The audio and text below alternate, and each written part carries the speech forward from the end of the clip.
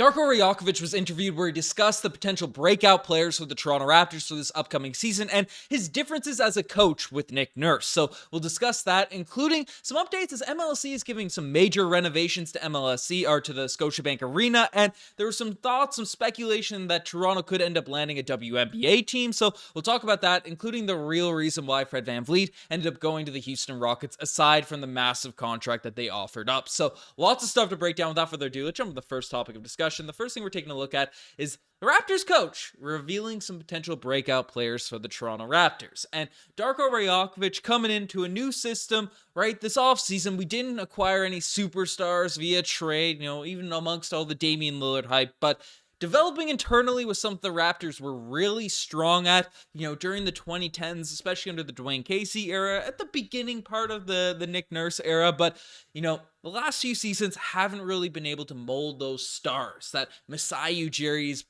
gained a reputation for being able to find the diamonds in the rough, second round picks, undrafted players, and turn them into NBA starter, heck, even all-star caliber players. And Darko Rajakovic, that internal development, he's talked about being an important thing for this upcoming season, and discuss some players that could take a leap coming in this year. Players that Toronto Raptors fans should look out for. Obviously, Scotty and Pascal are the fan favorites, but who should people be cheering for on opening night? Talked about Grady Dick as well as Marquise Noel having a great summer. Gary Trent Jr. put in a lot of work, and one name that has me extremely excited, Precious Achiuwa. He expects him to take that leap, that next step. So that's some nice words, some nice comments coming from Darko Rajakovic, picking out those select players. Firstly, we'll talk about the rookies, because it's great to see a coach sing the praises of the young guys that are the youngest in terms of NBA experience. And, I'd like to see especially Grady Dick, Marquise Noel, given the direction of this team. Obviously, we still want to win. We haven't committed fully to a rebuild, but it's nice to see the younger guys more on that Scotty Barnes timeline potentially get some run with this team. And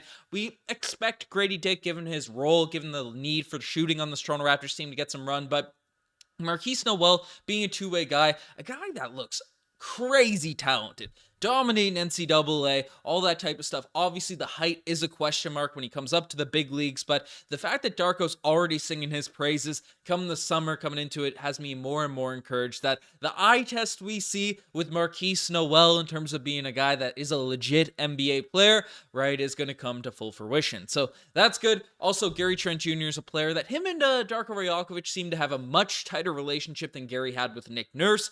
Just given the comments, it's sort of back and forth, and Nurse would always throw subtle shade out there in the media scrums with Gary, and then Gary would sort of address how, hey, he's hearing things from the media before he's hearing it directly. So it's nice to see Gary and Darko have those back and forth. But man, Precious Achiuwa is the guy that has me most excited about potentially coming in this season and taking the leap. Last year, we were all extremely hyped. We were excited for Precious to take that next step, because his first season with the Toronto Raptors, he improved every single day. It felt like every week he was adding something new to his game.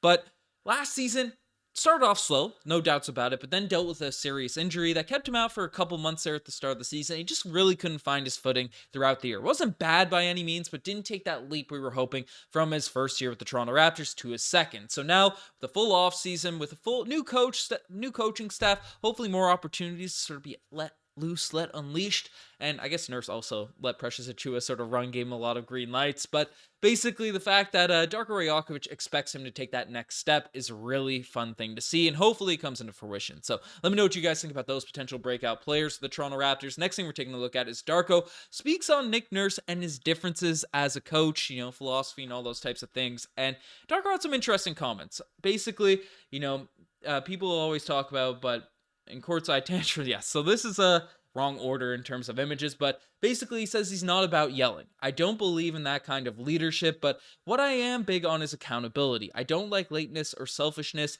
I don't like disorganization. My players are going to hear the truth, whether they like it or not. I have an amazing staff to support me, but when it's time to lay the hammer down, that's my job. I have no problem doing it. So basically those comments, they're a little bit different from what we've seen from Nick Nurse, who's notoriously one of the biggest complainers on the sideline. And, I didn't mind it. Obviously, he was on our team. He was our coach. I don't want to throw some shade at Nick Nurse, but it's going to be interesting to see a coach with a much different demeanor on the sidelines. And honestly, it's not a bad thing talking to the refs, but just sort of all about how you go about it. It's funny that Joel Embiid used to call Nick Nurse out so much, and now he's with the Philadelphia 76ers, but the order I wanted to sort of go with this in is basically, what's the main difference between you and your predecessor, Nick Nurse? Darko Rajakovic discussed how he respects Nick Nurse. They've known each other forever, so he won't get into that, but basically said that his style of basketball is focused on great ball movement, playing unselfishly, and trying to generate assists. The Raptors have a lot of talent, but individual ability doesn't mean much if you're not working as a group. So,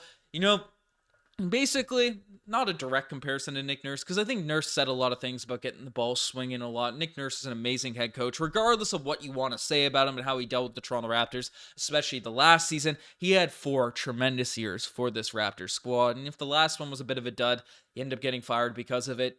No need to tarnish his legacy as a Raptors head coach. Darko Rajakovic seems to be really bought into no isolation basketball and those types of things, where it's going to be interesting to see how it plays out, because you can go all the way in one direction, all the way in the other, and then, things can get messy. And just to speak on Nick Nurse, the Philadelphia 76ers also had some comments on Nick Nurse I'll address here. Basically, Daniel House Jr. saying that it's a lot more selfless basketball. It's not so much of 2 guys having the ball. Doc is 2 guys ball dominant. Nurse is everybody play together and everybody work for each other. So, basically similar sort of words, similar philosophies echoed, at least from what Daniel House Jr. is saying. And then Danny Green, obviously a former Toronto Raptor, won a chip with Nick Nurse, said there's a little Ted Lasso in him. And basically those 2 quotes from everything we heard from Darko Rajakovic could be applied to him as well, it feels like. So I don't know. It's going to be, before we dive straight into the Darko hype train, I'm extremely excited for Darko Rajakovic. We'll have to see it out there on the court because, as said, similar things were said about Nick Nurse, and Nurse integrated a lot of those things with the Toronto Raptors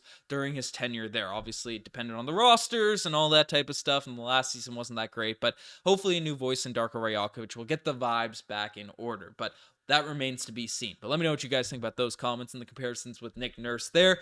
Next thing we're taking a look at is huge Scotiabank Arena renovations, as well as a potential WNBA expansion.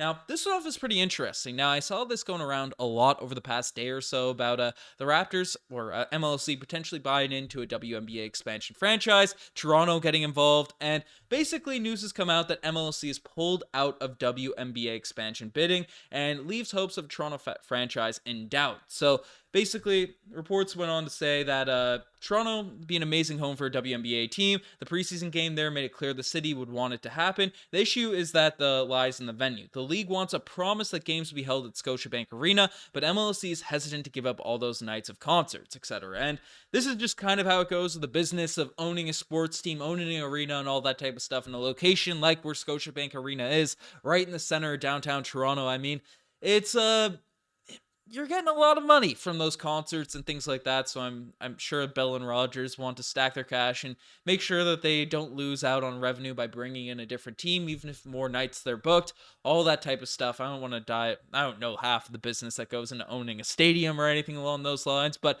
it seems to make sense business-wise why MLC is there. Again, I don't follow the WNBA that closely. Apparently I'm not sure if it's this draft, but Paige Beckers, a few of these young college stars are coming up, that potentially could have got drafted to a Toronto team, which would make me extremely interested if, Toronto ended up getting an expansion team there. But remains unlikely at this point, but it does seem like MLSE is investing in Scotiabank Arena, as basically news came out that $350 million investment in a multi-phase renovation of Scotiabank Arena will be happening. It will feature capital improvements to almost all areas within the venue, including concourses, suites, premium clubs, retail spaces, food and beverage offerings, and all that type of stuff. Well, that seems cool. Again, I enjoy going to Raptors games. I'm from Newfoundland, so I don't catch many of them, but one unfortunate thing about this is ticket prices are probably going to go up, and they're already extremely high. So, we'll see how it all plays out. I just want to catch Raptors games and catch basketball, fun basketball in general. And the more we got of it in Canada, the better. So we'll see what ends up playing out with MLSE. Getting some more basketball or getting more higher quality basketball with the stadium and all that type of stuff. Invest in the team though first. Pay Siakam. That's my final take there to MLSE. Final thing we're discussing is why Fred VanVleet went to the Houston Rockets. And obviously the main reason why Fred VanVleet went to the Houston Rockets is the lucrative contract that he received. But this is more so coming from the direction of why the Houston Rockets gave him that contract. We know Fred, there was no world where he should have turned down that contract. I don't care if the Raptors just won the NBA championship.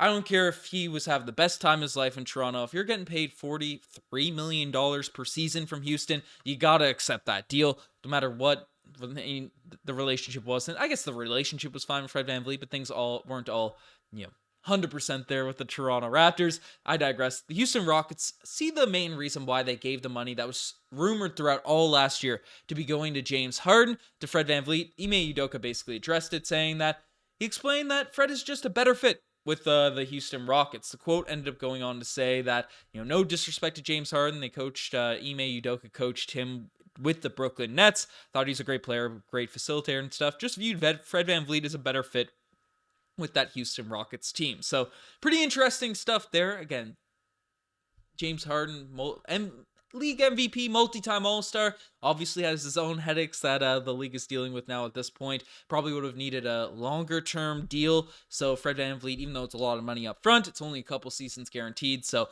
there's all that type of stuff going out, and I don't know. It's interesting to see Fred VanVleet's value, at least to the Houston Rockets out there in the open market, higher than James Harden's. But let me know what you guys think about all this Toronto Raptors news. You guys are the best to make it this far. Subscribe to the channel if you guys haven't already. And if you want some more Raptors content and see what Dennis Schroeder had to say about a little bit of drama that's been going on, check out this video or that video. I don't know what direction it's going to be in. Anyways, signing out. Cheers.